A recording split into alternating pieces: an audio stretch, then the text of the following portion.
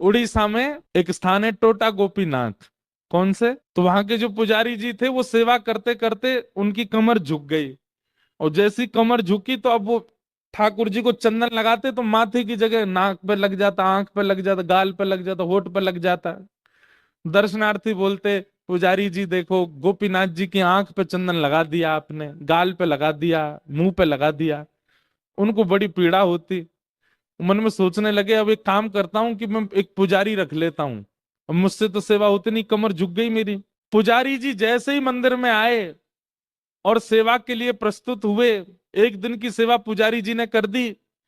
रात्रि में मंदिर जैसे ही बंद हुआ तो महाराज, पूर्व के जो पुजारी जिनकी कमर झुके, उनके स्वप्न में श्री ठाकुर जी गए, और ठाकुर जी जाके बोले, देखो मुझे आपसे ही सेवा चाहिए, ये क्यों कोई और मेरा स्पर्श नहीं करेगा, आप ही चंदन घिसो, आप ही पोशाक पहनाओ, आप ही श्रृंगार करो। ठाकुर जी, वो तो मुझे बहुत प्रसन्नता है कि आपको मुझसे सेवा चाहिए, पर मैं तो बीमार हो गया, मेरी कमर झुक गई, अब कैसे चंदन लगाऊं आपको।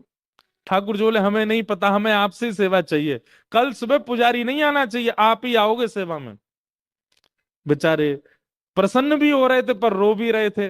प्रसन्न इसलिए हो रहे थे, बताओ ठाकुर जी को मेरे हाथ से सेवा चाहिए, और रो इसलिए रहे थे कि मैं सेवा कर नहीं पाता। दूसरे दिन स्नान करके मंगला में जैसे ही मंदिर में प्रवेश किया तो क्या देखा, तो जैसे हम बैठे हैं सुख आसन में, ठाकुर जी नीचे ही बैठ गए, बोले लो हम भी बैठ गए, अब करो हमारी सेवा। तो उनका नाम पड़ गया टोटा गोपीनाथ। पर एक टोटा गोपीनाथ है जहां बैठे हुए हैं ठाकुर जी।